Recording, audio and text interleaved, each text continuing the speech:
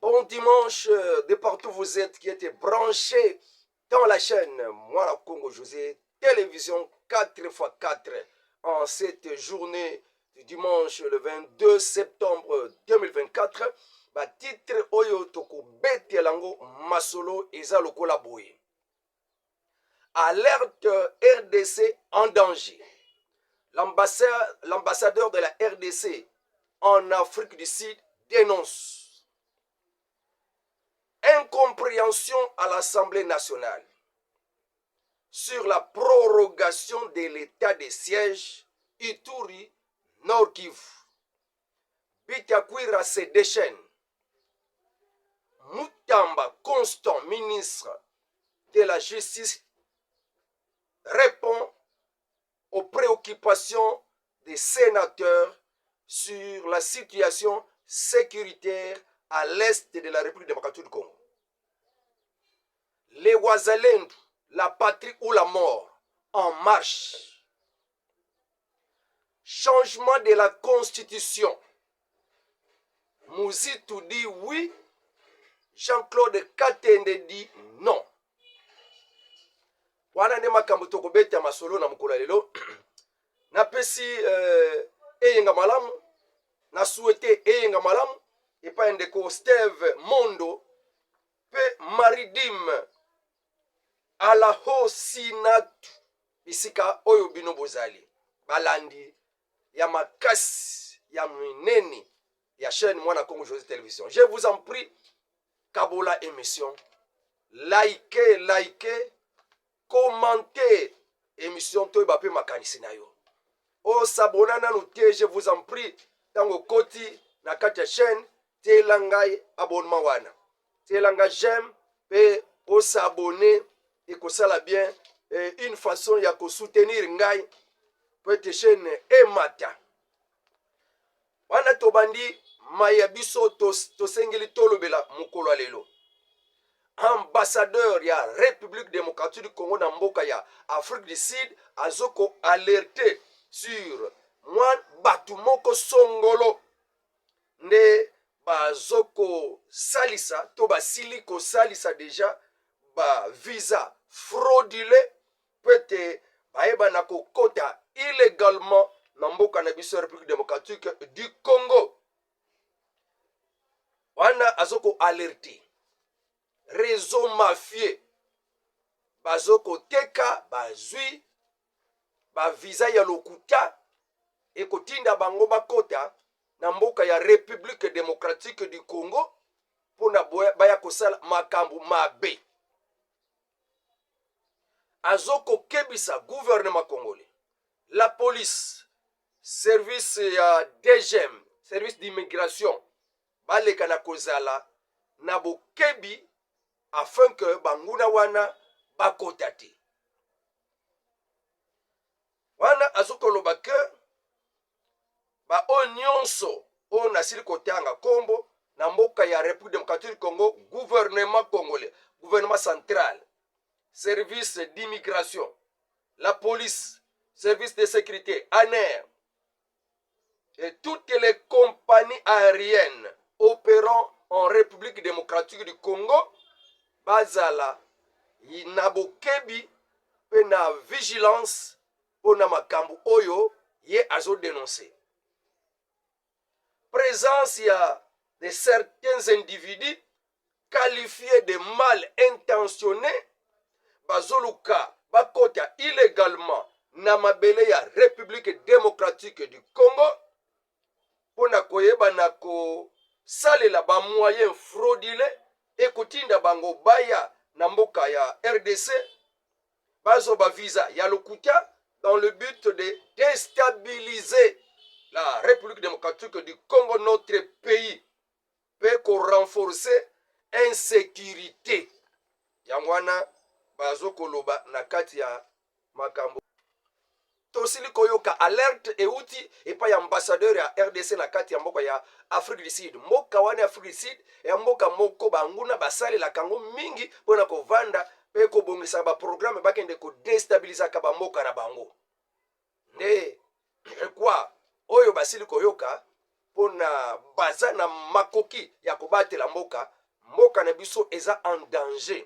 Tozomona incivisme, banditisme partout, moi ba groupe armé ezouta na bisika songolo ba méritaka déjà makambo yango afin que bayeba na ko tia incapacité par le président de la République pour na ko kamba mboko pe bato balobake ha mboka ezatala makambo insécurité alors yazo kokate et ezalande plan na bango tala siko isika bazouta bazoya pona ko accentuer déstabilisation ko bakisa ko renforcer bakoti ba militaire à lokuta bakoti ba voyer lokuta bakozwa ba groupe moka ba jeune o baza mitu esala kate bakoti bango na cité basala makamabe ba pesa bango machette minduki nyonso wana esengeli kaka gouvernement congolais appliquer ba mesure o ezapeli kolo pona ko contre-attaquer biloko wana nyonso.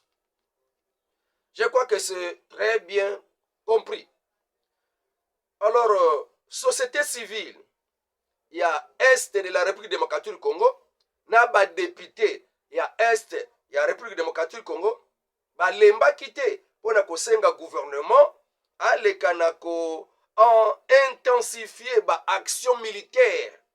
Pour na koluka kimia ekota na Est, il y a République démocratique du Congo parce que c'est le fait wana bazo monango penza et ça iloko gouvernement kondi mango te. Le gouvernement a intensifié l'action militaire pour kozongisa kimia na bamboka nyonso oyo ba M23 basili kovandela. Je crois message yanga ya biso ne yangwana na ebite ba analyse na yo e zandenge nini telanga na kati ya commentaire pe opesi kombo na yo na koya kotanga ngo la fois prochaine. S'occuper en audio ba numéro na ngai ezalaka nango déjà na liboso wana. Papa Mangwau Mosongo kuna na Angola je crois. Narcisio Panzo, bon dimanche à vous. Assemblée nationale mbidinga ezalaki kuna kobenda na kuwelana ezalaki kuna mukolo ya jeudi, je crois le 19 septembre 2024. Oesengelaki balobela makambo ya prorogation ya ba état de siège. O balobi que ça fait déjà ba une année ne bazo proroger kaka donc kobakisa ne ya mbaloyo ba député nyonso ya Nord Kivu ba Ituri en tout cas ba tombo ki balobi non. Ole to mataka kaka ba état de siège yango ngulu to sala kananu débat total inconvénient pe total avantage pona bango balobi que non ba boyela ki bango basala débat ba siliki ba bimina bango de baye kosala libanda ko na bokambami ya député Bitakwira déclaration pona bango ba député ya Est mécontentement na bango ba présenter ki kaka libanda ya hémicycle ya palais du peuple quelques minutes Tolanda. En tant que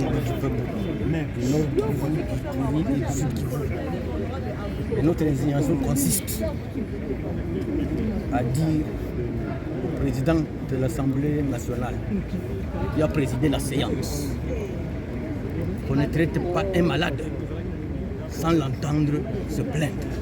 On nous interdit de nous plaindre, nous qui subissons la guerre. Et c'est ici le moment de dire au président de la République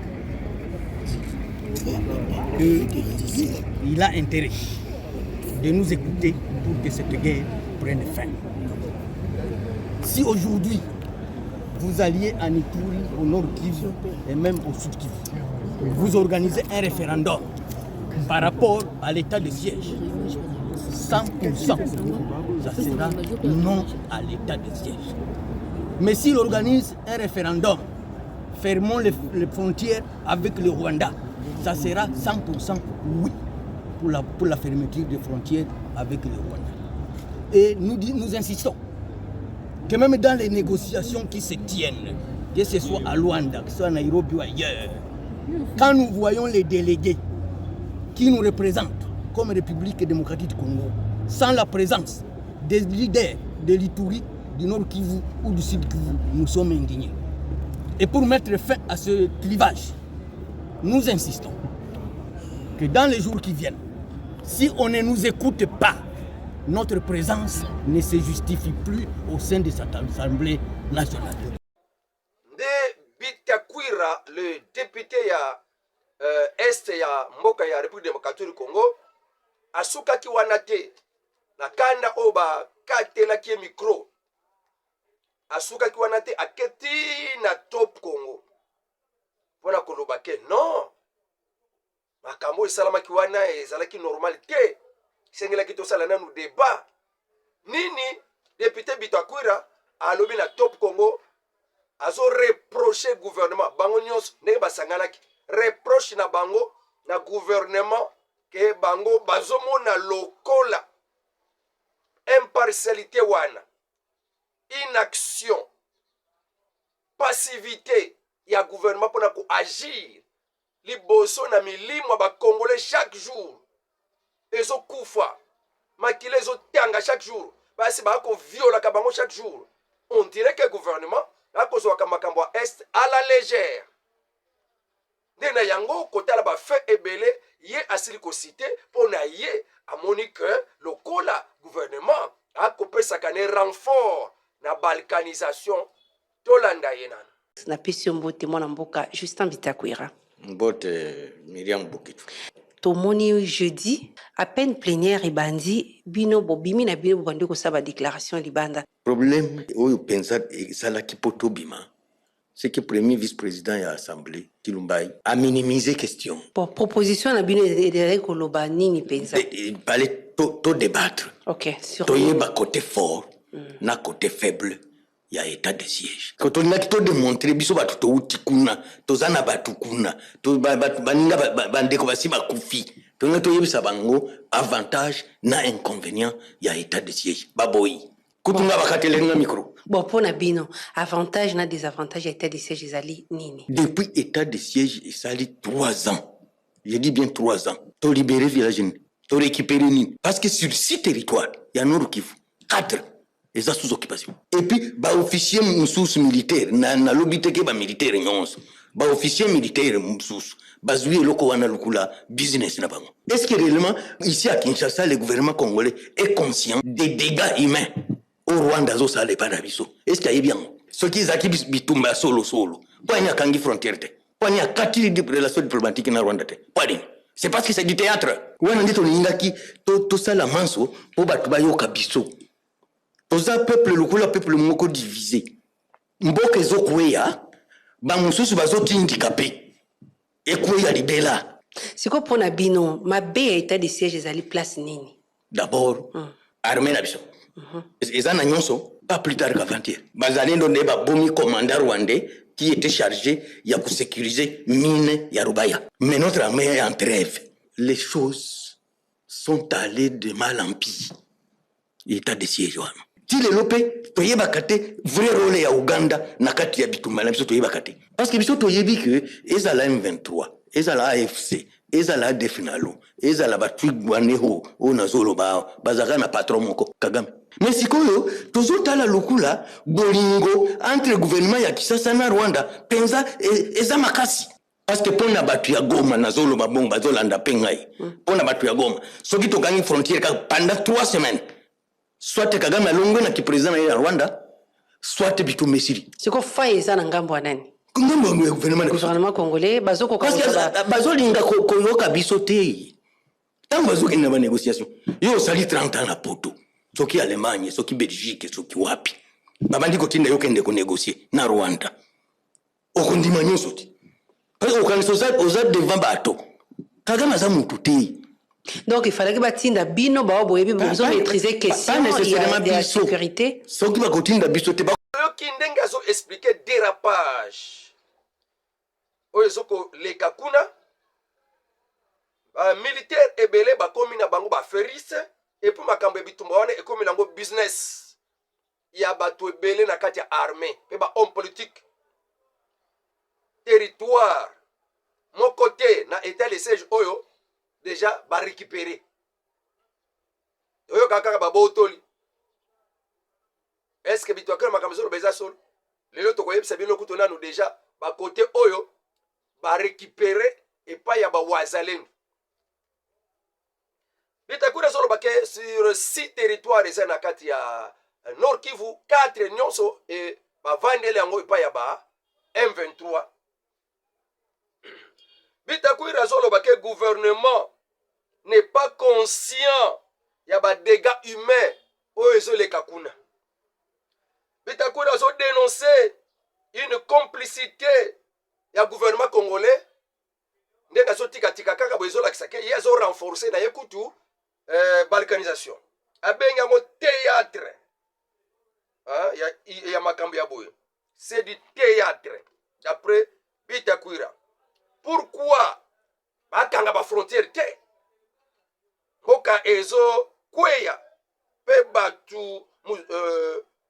batu mosusu bango moko bazokotia maboko mpona kotindika balkanisation esalama quel est le rôle de l'Ouganda même na kati ya bitumba oyo toyebi ke ADF Turanero banyonso baza na kati ya Sud Kivu na Nord Kivu groupe armé nyonso mokonzi na bango Kagame rôle ya Uganda ezalaka nini ngambu moko azosoutenir ba M23 ngambu moko bozuye baninga ya FARDC mpona kobengana ba ADF nzoka bana ba ADF na ba M23 bakaka mutu moko Kagame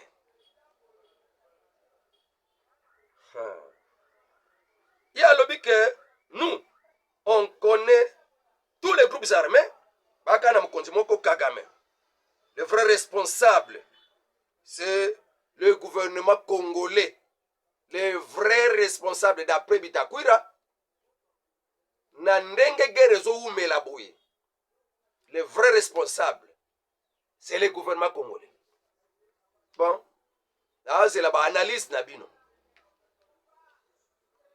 toko koba nango to continuer kaka na pesi na nous sujet mais ngai nazoloba ke toza devant de grandes puissances autant et toi récité toi péchinité kala mingi te toyoke kutu Rwanda asali accord militaire na Russie et ambassadeur ya Russie déjà bazwile déjà place avanda na Rwanda bakomaki yango déjà mbamboka nyonso wana nous sommes là que pour les intérêts Rwanda asali coopération militaire na Russie wana kobangisa biso ok mais je crois que nzambe azoko balusa makambo na ndenge elongo bani toi déjà musika toza susika to hutaki te o kaka Bitakwira ayeba que nous ne sommes plus là où on était isika kabila tikela biso toi déjà musika pas déjà toza déjà musika mais du moins pe isika pe tozokende nanu to comité il faut reconnaître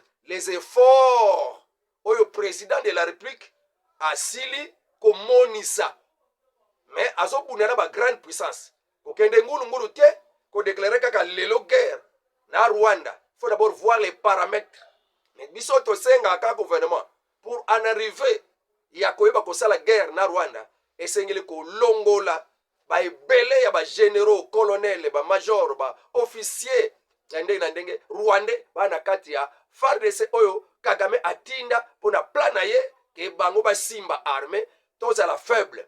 C'était le plan. Grâce à Dieu qui a pesi biso ba wazalendo. To pesi bino compte randi ba mboka oyo déjà bazuye belé pe comment ba M23 ba osila na mboka ya RDC. Kaka na temps oyo ya président Félix Tshisekedi. Faut les reconnaître. L'ingratitude ne paye pas. Kosa Mutamba azalaki koyanola ba mituna ya ba député. Il était au Sénat pour répondre aux préoccupations des élus. Toyo kananu makambo o Constant Mutamba azoloba na mituna batunaki. Tozo waka mutuna moko ya suka oezo iza penza ya tina pour la situation sécuritaire nini ba proposer pa ya Constant Mutamba pa ya gouvernement congolais et réponse ya Constant Mutamba na nyonso pe déjà Bitakwira alobi une partie des réponses ezakuna. Accepter la sollicitation du président de la République, mais entre-temps, je fais des propositions au ministre d'État qui peut réitérer ça à son tour au président de la République, lui en tant que technicien. La première des propositions, je vais demander aux collègues que nous puissions rompre nos relations diplomatiques avec le Rwanda. Deuxième proposition, l'État ne pleurniche pas. Nous avons tous les moyens légaux, même extra-légaux, pour faire la guerre contre le Rwanda. Un petit pays qui a menacé le Congo pendant plus de 3 décennies, et nous continuons. Ici, nous donnons l'impression de pleurnicher, alors que nous devons agir. Trop, c'est trop. Excusez-moi, chers collègues, peut-être le temps que j'ai pris, mais je demande à ce que le ministre, qui est considéré, qui est censé être technicien du gouvernement, que nous puissions franchement rompre les relations avec le Rwanda, et s'il faut faire la guerre contre le Rwanda, nous sommes prêts à prendre les armes. Je vous dis. Merci, honorable. Le collègue Essimba, étant le dernier orateur, je redonne la parole au ministre d'État, ministre de la Justice, pour réagir aux préoccupations exprimées par les sénateurs.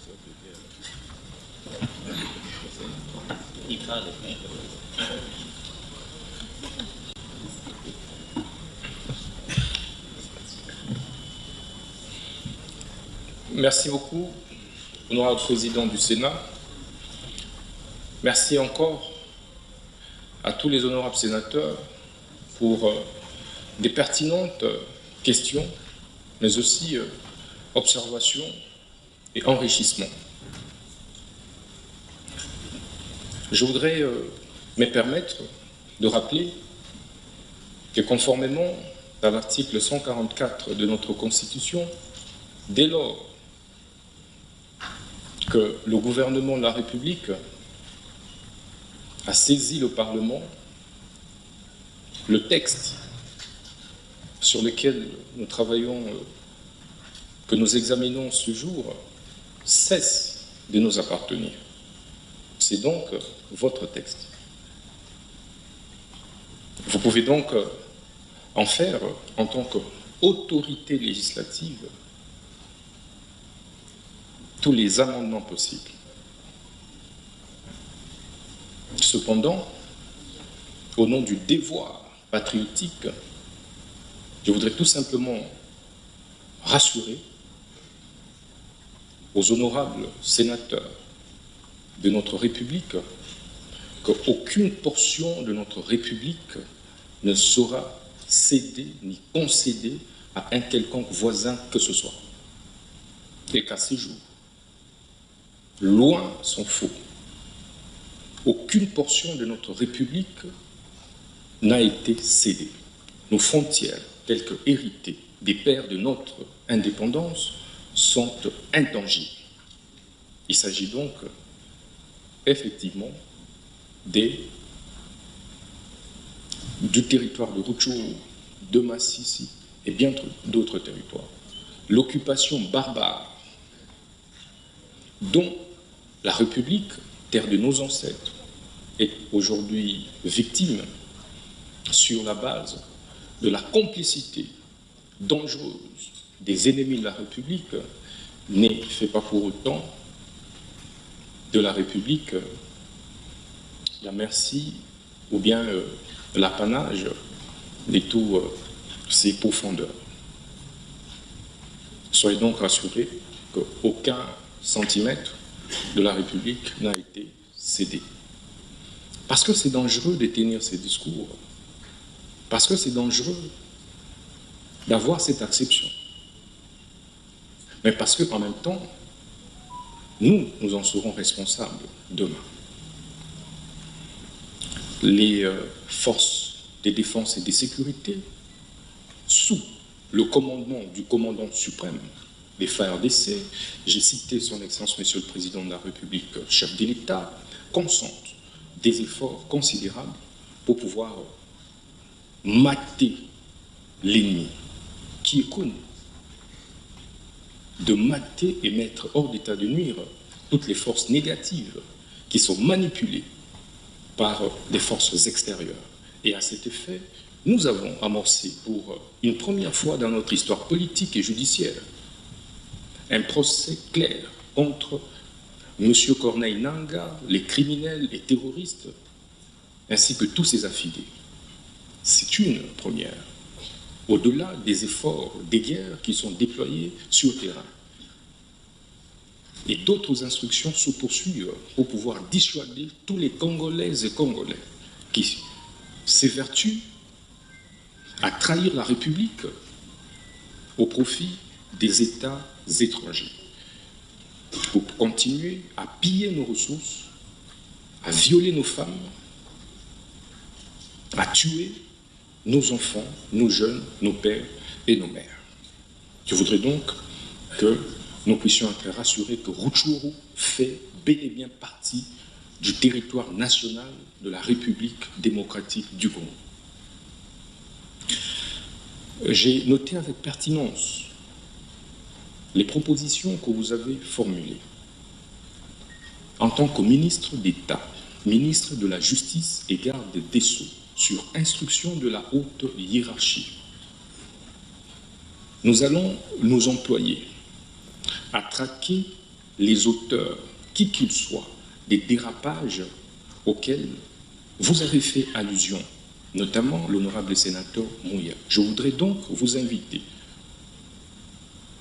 au sortir de cette plénière, que vous puissiez me saisir officiellement, par dénonciation ou autre acte, pour que je donne immédiatement injonction à l'auditeur général des FARDC, afin d'appréhender, je dis bien, quelque auteur que ce soit d'un quelconque dérapage que ce soit dans les provinces où il y a état de siège. Ça veut dire la province du Nord Kivu, la province de l'Ituri. Si vous constatez ces dérapages, dénoncez-les. Colonel, général, capitaine, lieutenant.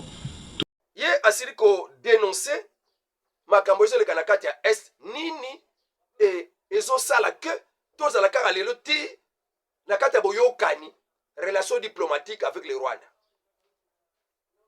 Alors qu'est-ce qui prouve que la République démocratique du Congo est en relation diplomatique avec le Rwanda? Quelles sont les actions au Rwanda sali pour na biso pe biso to sali pour na bango?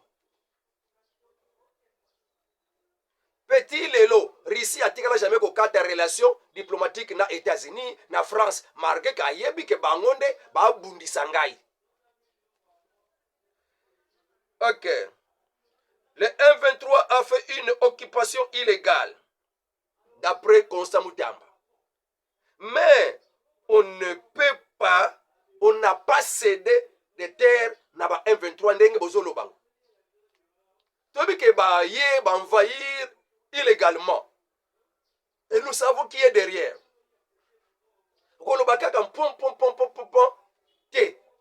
Jamais RDC atikala ko céder à ta centimètre moko ya mabele. Wana bazango illégalement et c'est récupérable. Wana boyoki réponse ya papa Constant Moutamba. Encore hier le 21 9 mois 2024, Constant Moutamba a procédé à la libération de 729 détenus dans la prison ya Makala. Ba beteli maboko, ba pese ba doléance parce que Kobima ya batu na Makala et lundi après dialogue populaire wazalaki nango. Dialogue populaire wana asalisa ki yango pona ba oyo baza ba victime ya ba décision ya justice. Justice seulement mabe ba katara bangutu bakamona yete ba mami ke kaka kuna parce que ba bundaki mwasi na mbali parce que ba bundaki leki na kurutu na bitumba kaka ale pozande kwa colonel baza grand frère ya colonel ba bundisaki ale na Makala ba bimaki et belé na bango bale benga kutu to bundaka onga kutu ezaka ka boye donc ba makamoko ezakutu mutako vanda pe batamula yikuna te. Mais papa Constant Moutamba abimisi ba ebele kuna 729 détenus ba bimi lisusu. À part semaine wana kutana ya bandeli pe abimisaki ba mususu. Alors dénoncer ndenge bozo salango ba député ya Est eza bien. Mais il faut savoir que la guerre de l'Est est un terrain glissant. Et bandela ndenge nini? pe banani baza au pouvoir lelo bazo diriger monde ne bango na ba fabriquer eloko wana faire face na bango. Il faut avoir Dieu, il faut avoir la sagesse. Ngulu ngulu obotinda ngai wana président Félix Tshisekedi, ngulu ngulu obotinda ngai tango eko pété, tango eko chauffer boko balukelanga kaka. Je dois d'abord regrouper ba donner nyonso et on fait la guerre. Et puis ça sous musikate wana président Félix Tshisekedi ebisi bango bozela makambo zolinga kaka balongola kaka état de siège, balongola kaka état de siège bino bato ya Nord Kivu boloba ke ba militaire ebele baza koma business na bango mais o ebele pe ba député baza na ba groupe armé kuna code ya Mpwanga loba na ba député sortez des groupes armés. Qu'est-ce qui prouve réellement que boloba na mutema moko ya sincère na balongola état de siège? To bozala ba agenda caché na bino eta ba kolongola ngo makamuso esalami bino bovandeli kuna mena minoko peut-être boloba iloko mususu. En tout cas, j'ai encore confiance dans le gouvernement congolais avec le président Félix Tshisekedi nde nazolobela parce que la carte du gouvernement il y a aussi des traîtres déjà basés utilisés par l'Occident. On a déstabilisé Mboka, à ça les côté, bamonaka qui fait ça les côté. C'est pour cette raison qu'alaté, n'engue bokomela kingai, remaniement ezosalama. Bana bandeko ebele basi kokomelanga, Dave Mulumba, Billy Ngaluma, Moses Mwalaba, Jean-Baptiste Namate yakuna na kati ya Wacha. Ba komelinga makambo nyonso wana. Que il faut remaniement parce qu'il y a de ces ministres improductifs. Hey. Vraiment. So bazo la bonga ikozala bien. Ok. Dénoncer c'est bien mais boye baka que guerre royo et a ko kote la ngulu ngulute. Faut la sagesse. Faut nzamba tinda yo. La Bible dit même que le diable peut fermer la porte à droite mais l'Éternel en ouvrira à gauche. Malgré que ba faire de ces ba ko fina bango et puis ezala ngutu pe espoir ba congolais penza te FARDC wana nous savons comment lobby wana retrait stratégique ba sunduli minduki mais bato Congo président Zotiela Elika oya benga ki déjà ba réserviste au caméra à côté lika non to kokisila bango makambo na bango po bazala vraiment payé par l'état congolais to sili sana loi wana ya ba réserviste et tozo zelango les lots bazo sala musala et ils font l'honneur ya mboka ya Congo pe ya président Félix Tshisekedi. Bangonde ba zana kati ba exploit et kuna lokola ba États-Unis ba imposer biso pour ceux qui peut boy imposition wana ba zui raison prétexte que lokola boy c'est que Rwanda sala makamde bolingi al côté officiellement la guerre. Donc il faut avoir la sagesse pour na koyeba ko tambusa makambo sur le kana kati est parce que ce sont de ces grandes puissances qui peuvent entrer dans la Brazzaville ata bokangi ya Rwanda. Ya Brazzaville bokanga et na fleuve mutakokota na butu mutakokota ernios bakosa la penyos bakota na nzela nyos banzela pesa ba miri pesat ata bokangi nzela wana oyo ya petite barrière grande barrière na bazamba nzela bazamba bakokota te na Angola ba musu bakendaka na nzela zamba mbanza Kongo te na nzela zamba mutakokota ne kokanga frontière ngela kasa kotia mire gouvernement ndimango musu tu peut appeler ça plan comment bakotia mire Rwanda RDC pe kosuka wana te ko na bamboka nyonso balingi bisote mir ekozala. Alors bazo continuer. Si on ne fait pas attention, alors makamboyo ekotinda ba mindele balobake Rwanda entre maintenant officiellement na République démocratique du Congo. Mais ya kokamwa kaka que ba M23 baso boma bande kona biso na Congo ya FDLR. Oza FDLR o babomio, oza FDLR babomio. C'est grave ça. Et tosenga kaka ba wazalendo, le président Félix Tshisekedi a armé ba wazalendo. Et d'ailleurs c'est une bonne chose le kola ba FARDC bazala bango pe na kati ya repo ya cesser le feu. Ne na tango oyo ba wazalendo baza na kati ya guerre parce que cesser le feu concerné bango te et sengeli ba armé, gouvernement a armé ba wazalendo et c'est ça qui s'est fait. Vous constatez que prouesse au wazalendo bazalango et ama mutu na bango to makasi na bango to minduki na bango. To ko yibisa bino nyoso te. Il y a beaucoup de villages que les wazalendo ont récupéré et ça parce que baza quand même conduit baza quand même soulagé, baza quand même équipé. Bino bovanda kuna. To landa ndenge makambo États-Unis à lobby. Mais il y a quand même une source. Il y a quand même bateau moko boy. Bakangi na droite, mais na côté gauche, nzamba fongoli biso bat. Oto za bango confiance. Bazo sala musala, bo témoigner en côté. La journée d'hier, samedi le 21 septembre 2024, ba Wazalendu, la patrie ou la mort, ba récupérer ba mboke belé na Rutshuru, ba bomi ba Rwandais belé. Et c'est bien le jeu que nanga koko vanda sur la Rutshuru te, ba kima kina ba Bertrand Bisimwa. Ba bomi ba Wazalendu. Et on ne peut pas féliciter. Ba récupérer ba mboka. Yo hotel la kaka fort de ce. Oh ba comme business. Ba oh siko ba sala musala. Les terroristes rwandais, donc tozuka exemple ya Bukombo, Bukombo mboka munene lelo ezali maboko ya ba Wazalendo. Apa ba mboka bele ya mike basili kozwa. Quelle prouesse, quelle likambo ya kokumisa. Lutte contre les infiltrés, ezosala mapena Nord Kivu, ezosala mapena Ituri. Toka kina Ituri FARDC akeko solana na ba habitants ya Mombasa.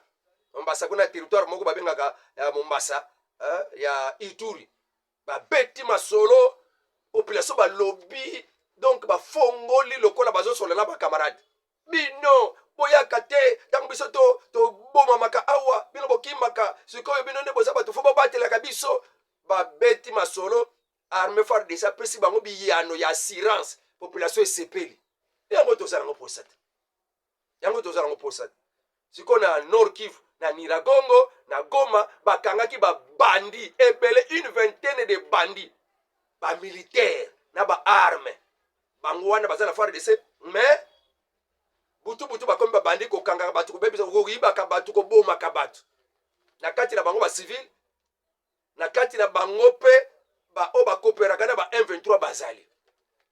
Moi, je infiltration. Et nous devons être veillants en air. Il faut pas compléter en air. Et ça, déjà, tika pa Kabila, ça, na Rwandais. Tout le monde Kabuya, ebele, il est pas yekola, enseignement, il est pas en air. Quand est-ce que en air, qu'on a réformé? Et il faut maintenir ça, enseignement. Na makambo ya renseignement ayekola renseignement isa makandeni o recevoir ba renseignement ndengeni o pesa la rapport ndengeni et pas nani mboka etambola kabongo donc bakangaki une vingtaine ya batu na kati na bango ba coopéra kana ba M23 ba militaire na kati nde bazo juger bango pona ba transférer bango na Kisasa awa nde muzito na voyage na yazana na France akendaki liboso na etanduike batuneki mituna na tina ya révision constitutionnelle ya lobike oyo basala constitution tozanango na ba 2006 wana donc basala yango na ba député nommé et pas ya un président non élu donc eza na tina moko te foko panza kaka nyonso yango e bloquer mboka maita moleza te yango memaki bitumba parce que makambo belé ba faciliter ki yango mboka na biso koma mutu nyonso aye lelo auti Zambi akomi congolais akopesa ne candidature na présidence muzito alobi non faut to panda yango au plus vite que possible pour na mboka ezo délivrance. C'est là où est la mort de la République démocratique du Congo na kati ya constitution ngenga kabalobaka. Jésus-Christ est venu pour nous délivrer des ordonnances qui nous condamnaient. Et aujourd'hui, bah ordonnances sont condamnées RDC na kati ya pasi pe na minyoko et ça des constitutions. Mais nangambwa Jean-Claude Katende amu nango bongo te ya lebe na tante ya guerre tozali soki ka to changer et ko comme prétexte e bangunia basala sous désordre alongwa Sud Kivu bande kobele ba sepeli réhabilitation ya route nationale numéro 3 na tronçon oyo e utaka na miti eke na Bunyakira eke na Walikale eketi na Kisangani. Donc route wana eko mema vraiment et sundolama nzela wana e sundolama banda 1990 na ta Mobutu impraticable mais ba travaux et bandi na ta ya président Félix Tshisekedi faut boyer baka kolobaka même que papa pour ça félicitations, que Dieu vous bénisse. Toujours les négatifs ata yo moko ndeko za wana ana mwa bolembu te wana mwa eloko moko te bapesi mpe conseil ke tala boye tozoloba pa mokonzi ya mboka avec respect nous l'aimons il est la solution pour la République démocratique du Congo soki akufi nazoyebisa bino mboka Congo ekopanzana na baterritoire ekomi pays kanda bamindele bazalango et nous devons protéger et ça t'es où to finaka ye to fingaka ye to tindikaka ye lokola un ennemi de la République. Reconnaissez votre cible. Reconnaissez votre cible. Quand vous ratez la cible, bitumba pe okolonga yangote. Cible na yo eza Rwandais ba occidentaux. Félix Tshisekedi te. OK. Tango so monake ozo sengeloko, zo sengeloko, zo yate. Ndeko lo bakenzambe. Na sengi na zo nanga te wapenza tente. Oko salam. Le président Félix Tshisekedi, magistrat suprême. Ana ba conseiller ceux qui entourage za mabe tolobi entourage mabe et de kalate remaniement asika bakoya wana atanga pe mwana manyanga na kokote. OK, mboka ya Bunyakiri bazalaki na esengo koyamba réhabilitation ya nzela na bango route nationale numéro 3 et sundola mabanda 1990 to betira maboko papa fachi o pe ya biso ya rocade ebeti ya madada monga fula aéroport nzela wana ekokende ko améliorer vie ya bandeko baza kuna eko faciliter ba échange commerciaux pe ekomemake mboka Congo recette na ye emata biloka boye ya malamu te nzambe asunga biso Congo na biso ezwa kimia nde suwe na biso mais kovanda kaka te ozela kaka solution euta na président Félix Tshisekedi lo sambo na yo ya na tina soki mutu abateli mboka nzambe abateli na yete abateli na pamba soki mutu akebi tumba keye moko asose nzambe te akosala na pamba akubunda na pamba so mutu atonga ndako atongi na nzambe te atongi na pamba.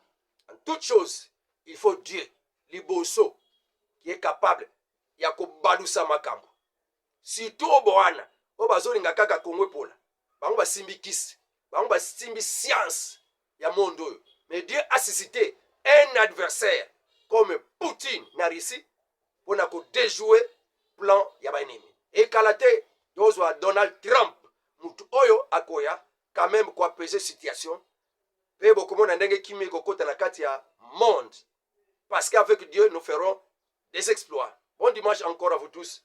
Bandeko na biso ya balandi ba ami ba abonné. Bon dimanche, pasteur Jérémy Mayelele, Mbote Lissus, Mama Rosario. Au revoir à la prochaine.